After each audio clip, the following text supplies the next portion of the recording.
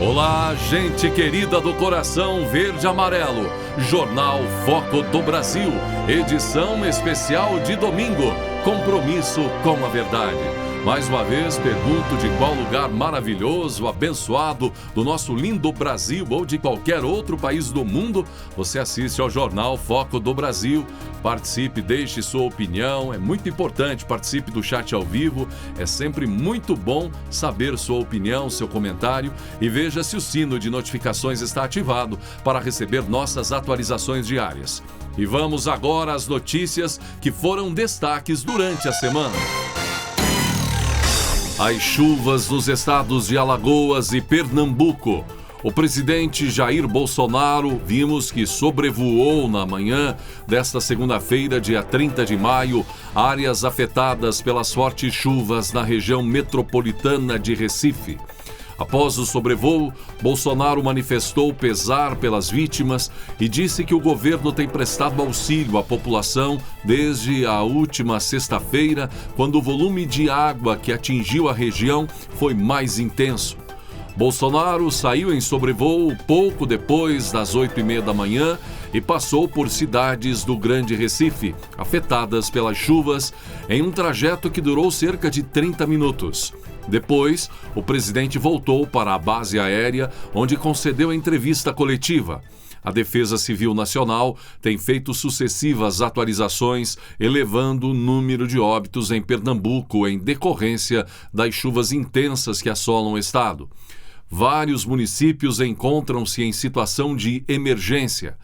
O presidente estava acompanhado dos ministros do Desenvolvimento Regional, Daniel Ferreira, do Turismo, Carlos Brito, da Saúde, Marcelo Queiroga, da Justiça e Segurança Pública, Anderson Torres, da Cidadania, Ronaldo Bento, além do presidente da Caixa Econômica Federal, Pedro Guimarães, e outras autoridades que prestaram conta das ações para amparar a população. O ministro Daniel Ferreira falou e lembrou que ainda estão previstas mais chuvas para a região e por isso é preciso que as pessoas prestem atenção nas orientações das autoridades. Ferreira informou que uma edição extra do Diário Oficial da União tem o reconhecimento de decretos de emergência já expedidos pelos municípios, medida que visa facilitar a liberação de recursos do governo federal. Segundo Ferreira, 2 medidas provisórias publicadas, ainda no início do período das chuvas, abriram crédito especial de cerca de R$1 bilhão para atender os municípios de todo o país atingidos por esse tipo de catástrofe. Parte dos recursos usada para prestar atendimento humanitário para a população afetada com a doação de cestas básicas, kits de higiene, colchões para os desabrigados. Os recursos também são aplicados no restabelecimento de serviços essenciais, como energia elétrica, abastecimento de água, limpeza urbana, entre outros. O ministro da Cidadania, Ronaldo Bento, disse que a pasta está oferecendo alojamentos provisórios para as famílias atingidas. Bento também afirmou que o governo está oferecendo a antecipação do benefício de prestação continuada, além do adiantamento de um pagamento do benefício em forma de empréstimo, sem juros. Esse adiantamento poderá ser devolvido em 36 vezes. O governo também vai liberar o pagamento do FGTS. O pagamento, de acordo com o presidente da Caixa Econômica, Pedro Guimarães, ocorrerá logo após a confirmação do estado de emergência por parte do Ministério do Desenvolvimento Regional. Fizemos um sobrevoo em parte da área atingida, não conseguimos avançar. Tentei pousar também, mas a recomendação dos pilotos era de que, tendo em vista a inconsistência do solo, poderíamos ter um incidente. Então, resolvemos não pousar. Desde o início do problema das chuvas, como de praxe, as Forças Armadas foram as primeiras a se mobilizar, independente de qualquer solicitação, e também, imediatamente depois, os respectivos ministérios envolvidos, que é o MDR, Cidadania, Justiça também, Saúde aqui presente. Obviamente, vinculado a esses ministérios, a nossa PRF, Polícia Federal, entre os outros órgãos. Tivemos problemas semelhantes em Petrópolis, sul da Bahia, mais ao norte de Minas. Estive ano passado no Acre também. Infelizmente, essas catástrofes acontecem. Um país continental tem seus problemas. Cada ministro vai expor um pouco aqui do que ele vem fazendo, até por experiência de fatos ocorridos em outros locais, o que estamos fazendo, o que podemos propor à população. Também temos o presidente da Caixa Econômica Federal, Pedro Guimarães, que vai falar também o que de providência ele já tomou. Temos aqui também o prefeito de Jaboatão, que sobrevoou conosco, ele conhece a região, vai falar também o que o governo federal tem feito, não só para o seu município, para os demais municípios, independente da coloração partidária que seja isso. Nós todos estamos, obviamente, tristes, manifestamos nosso voto de pesar aos familiares. O nosso objetivo maior é confortar os familiares e, com meios materiais também, atender a população. Vamos falar também a questão do BPC, aqueles que, porventura, quiserem um empréstimo do BPC sem juros, poderão fazê-lo. Apoio a municípios, ao próprio governo do Estado. Ou seja, o governo federal não é que sai na frente, está sempre alerta para atender a população em qualquer situação, independente de pedido de autoridades locais. Acho que a primeira coisa a ser falada é que ainda tem previsão de chuvas para os próximos dias. Então, as medidas de autoproteção têm que ser mantidas. Quer dizer, as pessoas têm que receber e respeitar os alertas da Defesa Civil local, tanto municipal quanto estadual, que usam das informações do Senad, que vem de Brasília. E também divulgar a informação de que qualquer cidadão pode mandar um SMS para 40199, colocando seu CEP, e ele recebe de forma regionalizada orientações sobre a autoproteção naquele local, até sobre a necessidade de eventual evacuação das casas. Trouxemos as equipes técnicas. No dia de ontem, no domingo, a equipe do Ministério da Cidadania, que corresponde à parte de assistência social, está aqui desde ontem. Fica a equipe do governo federal aqui em apoio aos municípios, principalmente no que diz respeito aos alojamentos provisórios. Esses alojamentos que atendem a todos que estão desabrigados e desalojados nesse momento. A Polícia Rodoviária Federal começou a agir, tentando desobstruir as vias, dar viabilidade ao trânsito, não só nas BRs, mas, enfim, em todo o Estado. Tem ajudado aí no resgate das vítimas, na localização das pessoas. A Polícia Rodoviária Federal, no dia do sábado e até hoje, tem mais de 100 homens trabalhando à disposição da população. Começamos também ontem uma campanha em todo o país de arrecadação de donativos pela Polícia Rodoviária Federal, que podem ser entregues em todos os postos do Brasil. Nós vamos viabilizar chegar isso aqui. Nós faremos imediatamente liberação do FGTS em até 5 dias, pausas de até 3 meses em todas as linhas de crédito para pessoa física, micro e pequenas empresas, e, além disso, os créditos atuais, as pessoas podem postergar por 3 meses. Com as chuvas advêm problemas de saúde, problemas respiratórios, síndromes diarreicas, que podem levar à desidratação, os traumas, e o governo, além dos recursos ordinários, já tem técnicos aqui para se juntar às autoridades sanitárias locais para fortalecer o atendimento na atenção primária, nas unidades de pronto atendimento e as ações de vigilância em saúde. A partir deste 1º de junho, a Carteira Nacional de Habilitação passando a ser emitida em um novo formato. Segundo a Secretaria Nacional de Trânsito, o documento ficará mais moderno e cumprindo determinações legais, com vários avanços. Foi incorporado um código internacional utilizado nos passaportes que permite ao condutor embarcar em terminais de autoatendimento nos aeroportos brasileiros. Como terá informações impressas em inglês e francês, além do português, o documento facilitará o uso em outros países.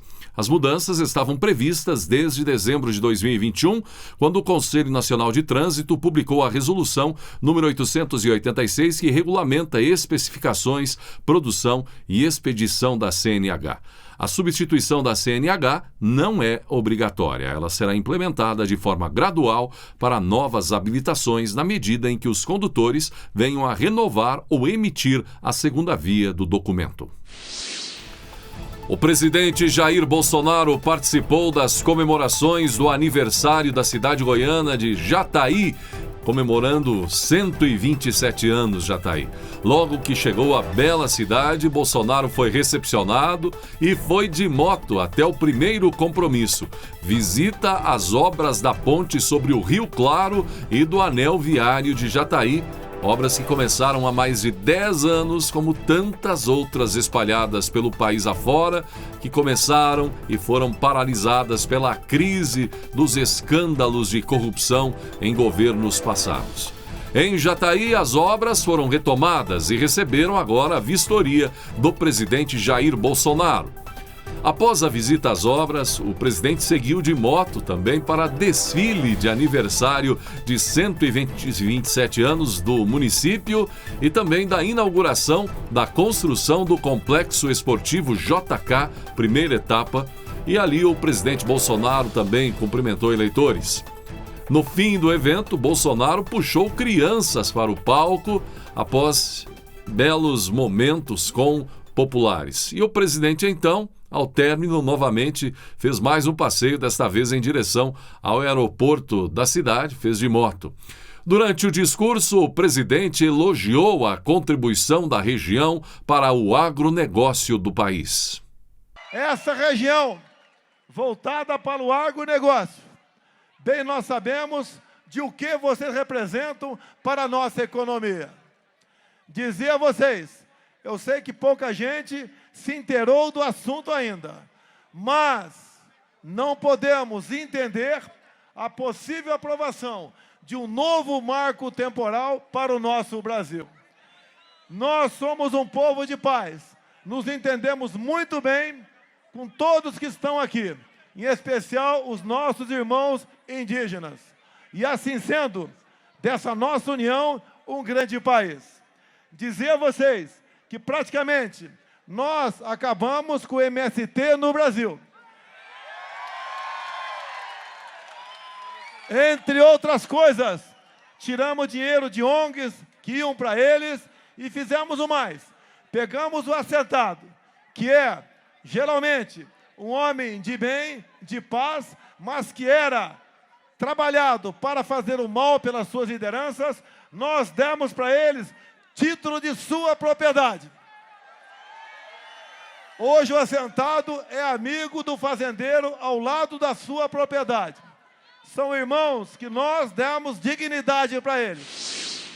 Após visitar Jataí em Goiás, o presidente retornou a Brasília e dali foi à Bahia participar de um outro grande momento em Luiz Eduardo Magalhães, a Bahia Farm Show, que voltou a ser realizada após 2 anos, agora com a expectativa de superar pela primeira vez a barreira dos 2 bilhões de reais na prospecção e fechamento de negócios. A maior vitrine do agronegócio do norte e nordeste do Brasil contou com a visita neste ano do presidente Jair Bolsonaro na abertura.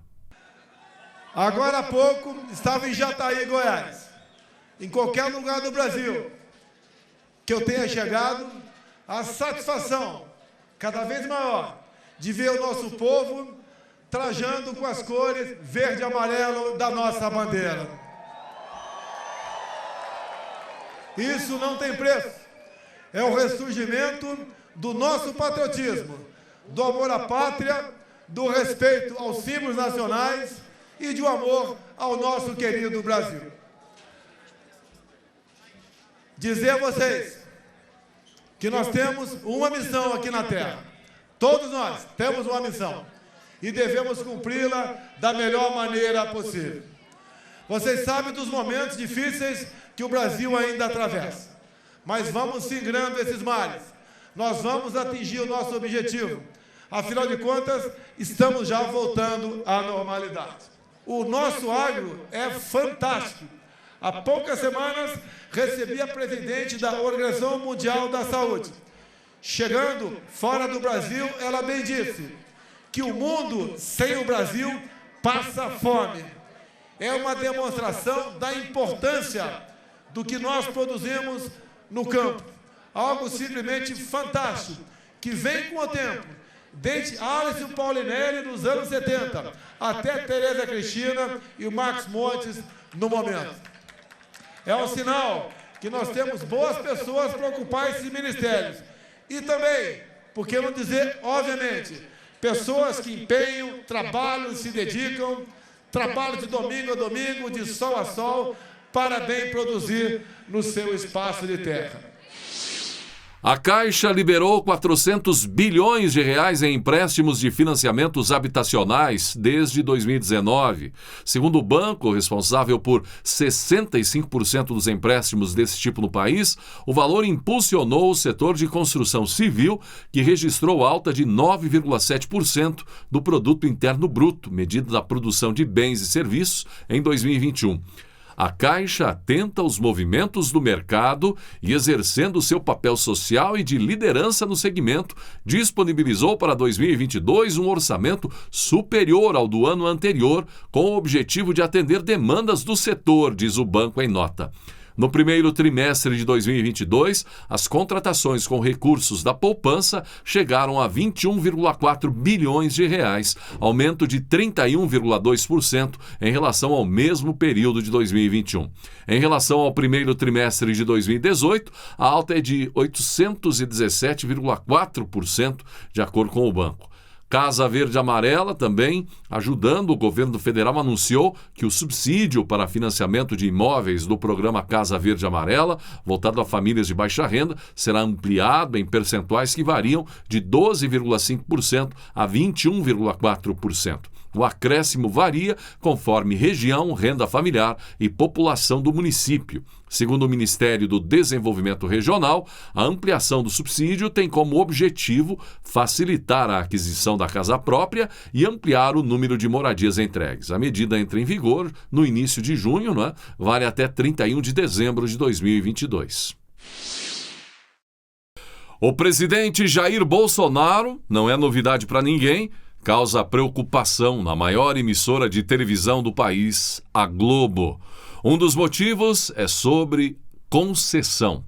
A emissora terá um duro desafio à frente se Bolsonaro resolver não renovar a concessão da emissora. O processo é longo, passa pelas casas legislativas, além de uma batalha judicial.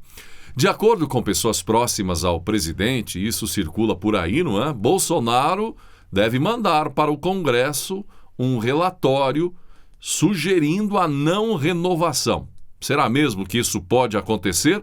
O pedido de renovação da concessão da Globo, o prazo para isso, vence em 5 de outubro de 2022. O comunicado do Ministério das Comunicações para o portal Na Telinha diz: o prazo das concessões da sede da Globo, Rio de Janeiro, e das filiais São Paulo e Brasília, Distrito Federal, Belo Horizonte, Minas Gerais e Recife, Pernambuco, expira no dia 5 de outubro de 2022. Até o momento, o Ministério das Comunicações não recebeu os pedidos de renovação referentes a essas concessões. Portanto, não há como estimar prazos de análise, diz a nota. O órgão pondera, no entanto, ressalta-se que as entidades podem fazer o pedido durante os 12 meses anteriores ao término do prazo. Assim, tem até 5 de outubro de 2022 para fazê-lo, conforme disposto na Lei 5.785, de 23 de junho de 1972 e alterada pela Lei 13.424, de 28 de março de 2017. E a Globo se manifestou. A Globo seguirá os prazos estabelecidos com a tranquilidade de cumprir e de sempre ter cumprido todas as obrigações legais para a renovação da concessão. O presidente Bolsonaro, já vimos em manifestação, que não pretende ir ao extremo, mas que espera a legalidade em cada passo. E, caso contrário, o futuro dirá. O governo já digitalizou milhares de serviços públicos, poupando tempo e dinheiro para os brasileiros que precisam se deslocar cada vez menos e pegar cada vez menos filas, não é?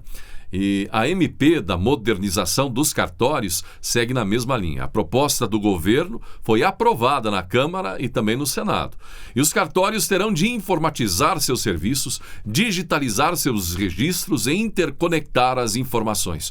Os cidadãos poderão fazer coisas simples, mas que antes demandavam tempo e deslocamentos em cartórios como os de imóveis, títulos e documentos civis e jurídicos. Chega a dar até um arrepio em falar, e você está aí frente a um balcão, não é, procurando registrar um imóvel, um terreno, ou então desfazer uma burocracia criada aqui só no Brasil, exigências existentes só no Brasil, burocracia pura. Chega, olha, dá um negócio até. Ainda bem que o governo está implementando isso, pensando em diminuir essa burocracia, não é? Burocratas construíram um sistema para atrapalhar o cidadão brasileiro em um passado deste país fora do comum. E agora o governo tenta desfazer isso, não é? Parabéns ao Senado, à Câmara, aprovaram, e vamos ver se isso ajuda.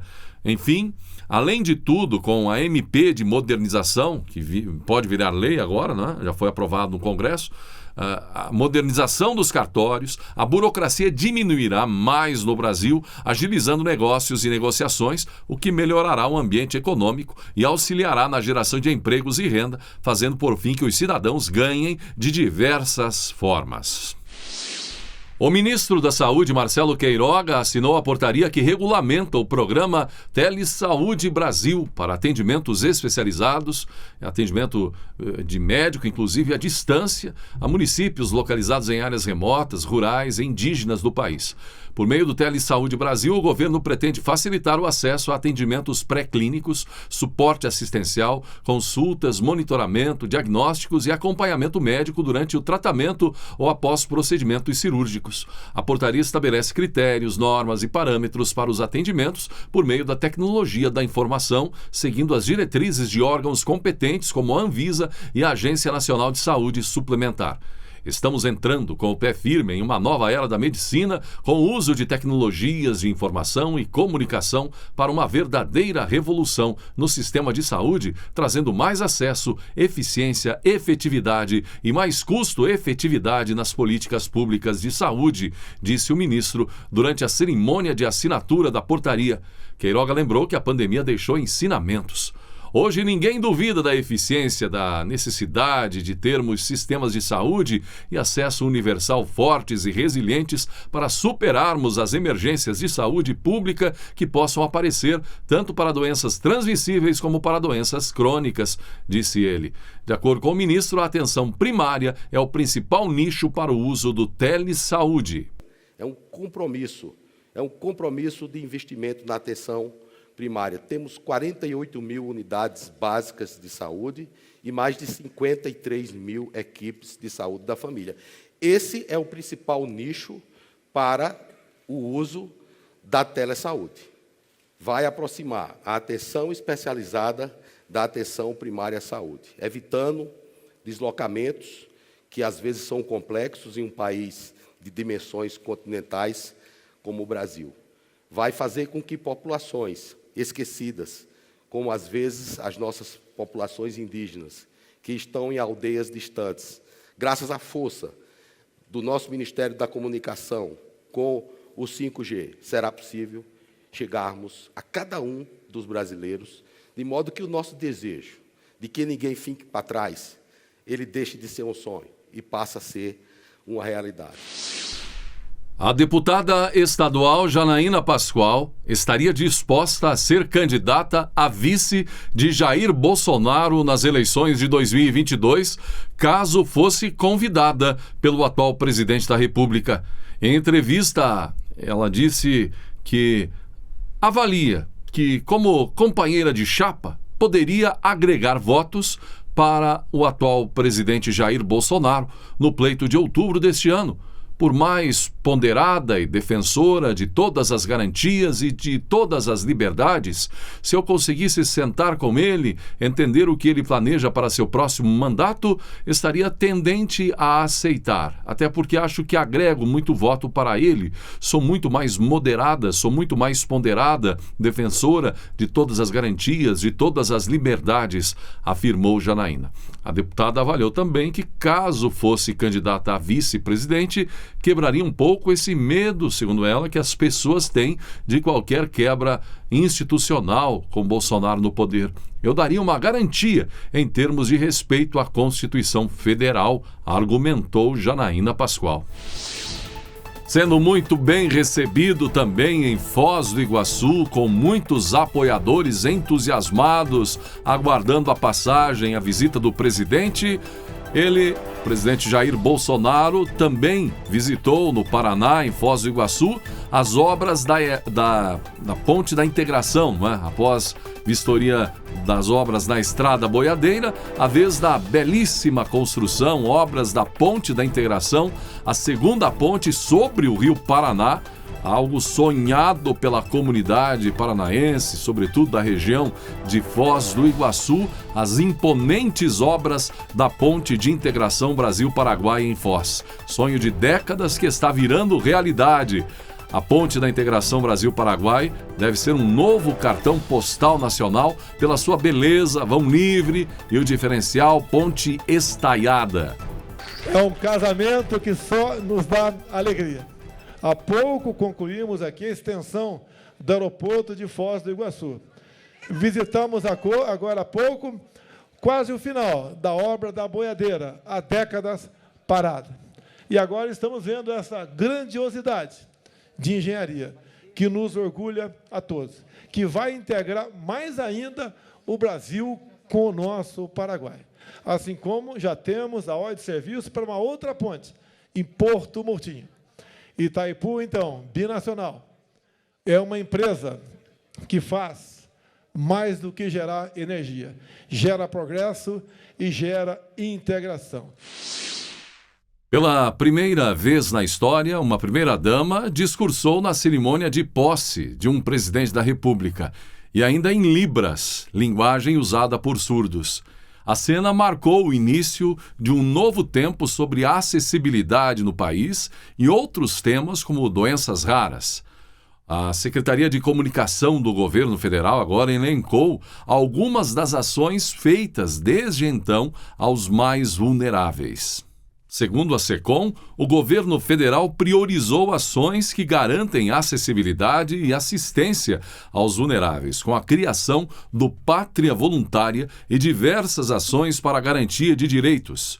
Cerimônia de posse com discurso da primeira-dama e em Libras. Criação do programa Pátria Voluntária em julho de 2019. Pagamento de pensão mensal vitalícia no valor de um salário mínimo a famílias de crianças com microcefalia decorrente do vírus Zika. Política Nacional de Educação Especial, que implementou programas que garantem os direitos ao atendimento educacional especializado aos educandos com deficiência, transtornos globais do desenvolvimento e altas habilidades ou superdotação. Até dezembro de 2021, pacientes com doenças raras receberam mais de 55 mil procedimentos ambulatoriais por meio do SUS. Aumento de 201% no número de atendimentos nos últimos anos. Lançamento da caderneta do raro, facilitando o acompanhamento da pessoa portadora de doença rara. Programa de responsabilidade social e inclusão que garante a acessibilidade de consumidores com deficiência em lojas físicas e virtuais. Acordo entre o Ministério do Turismo e o Pátria Voluntária para promover acessibilidade e voluntariado no turismo. Isso tudo, gente, com o apoio da primeira-dama Michele Bolsonaro, que virou uma verdadeira garota propaganda, aí, não é? Mulher propaganda para quem mais precisa, os vulneráveis. Um belo trabalho, fazendo história também, a primeira-dama Michele Bolsonaro. E sem falar em outros fatos aí envolvendo o autismo, não é? Agora vimos aí que o presidente acabou de sancionar essa lei que dá também o direito a quem acompanha um vulnerável aí a ter prioridade em atendimentos, enfim, são avanços significativos. Repercutindo o quase quebra-pau entre o senador Romário, PL do Rio de Janeiro, e o senador Paulo Rocha, PT do Pará. Eles protagonizaram um bate-boca nessa semana nos fundos do plenário do Senado durante sessão que votava a regulamentação das atividades de educação física. Romário era favorável ao texto e Paulo Rocha, do PT, era contrário. Quando Romário se preparava para ir ao microfone, Paulo Rocha pediu para que ele deixasse de falar, pois estaria causando embates desnecessários. O senador carioca, então, reagiu. Guerra é guerra, a gente não vai para a guerra, isso daqui é uma guerra, no bom sentido, disse Romário, enquanto Rocha discordava. Romário prosseguiu, não vem botar o dedo na minha cara não, vai querer fazer graça aqui, não joguei coisa nenhuma contra ninguém, vai fazer graça na casa que não é o fortão dessa coisa aí, né? Disse Romário com algumas palavras meio indecentes. No fim, eles tiveram de ser separados pelos senadores Elisiane Gama, Alessandro Vieira e Eduardo Girão. Foi coisa forte aí, por pouco realmente não foram para as vias de fato. A Veja repercutiu declarações do apresentador Thiago Leifert, que surpreendeu ao falar sobre as eleições. Ele falou no podcast Cara a Tapa de Rica Perrone, que foi ao ar nesta semana aí que passou, né? Embora não tenha elogiado o governo Bolsonaro, segundo ele, não avaliou bem o governo, mas diz que não votará nem a pau em Lula. Thiago fez a revelação também que todo mundo meio que já sabia, causou surpresa a ele por ter feito parte do quadro global, mas garantiu que na Globo todo mundo é esquerdista. Pois é, palavras de Leifert. O empresário Luciano Hang, por exemplo, dono da rede de lojas Havan, aproveitou e já compartilhou em seu perfil um trecho em que Leifert questiona também a veracidade das pesquisas eleitorais, que aí dizem que Lula, o petista Lula, tem uma vantagem sobre Bolsonaro. Tem um viés claríssimo. Milhões de brasileiros estão quietos. Nós vamos saber o que eles vão fazer em outubro, disse Leifert. Ele ainda disse que as pesquisas são questionáveis. Ele afirmou que quase que todos os veículos de comunicação principais do país têm viés esquerdista. Citou também que a imprensa dos Estados Unidos tem viés esquerdista. Era todo mundo de esquerda, disse Leifert quando relacionou a Globo. E ainda nesse trecho compartilhado por Hang, Leifert afirma que não comentava sobre política para não entrar na briga. Não é porque você acordou hoje que o dinheiro voltou para a conta da Petrobras. O dinheiro sumiu, citou Leifert, referenciando a corrupção na estatal sob os governos petistas. Ele também questionou essa discrepância de dados e sinais que as ruas demonstram em relação às pesquisas. Um dos assuntos mais comentados no meio político na semana que passou foi o que disse o presidente Bolsonaro quanto a participar de debates nas eleições deste ano. O presidente Jair Bolsonaro afirmou que se o petista Lula comparecer aos debates das eleições deste ano, ele vai junto. O Bolsonaro diz que vai junto com ele, quer debater com Lula, não teme debater com o petista. Durante conversa com a imprensa, vimos em Foz do Iguaçu, no Paraná, o presidente comunicando que sua participação nos debates, primeiro turno, é uma questão de estratégia, ainda está sendo analisada, vou ver isso aí, é questão de estratégia, enfim, mas é questão de estratégia do momento. Então, dizendo que tudo está aí a ser definido. Eu não quero assumir um compromisso agora e depois não cumprir na frente. Nunca um presidente, pelo que eu tenha conhecimento, participou do primeiro turno de debate. Talvez eu compareça, vamos esperar. Eu fecho agora. Se o Lula for, eu vou junto com ele, afirmou Bolsonaro, sinalizando que quer debater e tem o que debater contra o petista. A primeira-dama Michele Bolsonaro e o presidente Jair Bolsonaro receberam um grupo de crianças para uma cerimônia relacionada ao Dia Mundial do Meio Ambiente. Foi celebrado nesta última semana, 5 de junho. As crianças do Instituto Epurâneos, servidores da presidência e ministros plantaram ipês no jardim do Palácio. Depois, nossas crianças tiveram a oportunidade de conhecer a casa do presidente e passear nos jardins, publicou a primeira-dama Michele Bolsonaro em seu perfil no Instagram. As crianças também foram conhecer o gabinete do presidente Jair Bolsonaro. O presidente, então, interagiu com as crianças e construiu momentos agradáveis com os integrantes do Instituto Epurâneos. Tanto as cenas das crianças com Michele quanto as demais com o presidente Bolsonaro causaram irritação em muitos que não veem com bons olhos essa abertura dos palácios presidenciais à população. São os burocratas, não é? Tecnocratas, aqueles que, amarrados a pompas, cerimônias e liturgias, não admitem que seja tão simples, fácil assim, alguém do povo ter acesso a um presidente ou mesmo a uma primeira-dama e, quer dizer, então, visitar palácios, como são chamados o Alvorada e o Planalto. Mas o que mais irrita é que tanto Michele quanto Bolsonaro recebem e com muita espontaneidade, tranquilidade e alegria apoiadores e visitantes. Esse aqui, ó. Esse aqui. Botafogo. Vai Botafogo aí. Vai lá não, E esse daqui, ó. E esse daqui.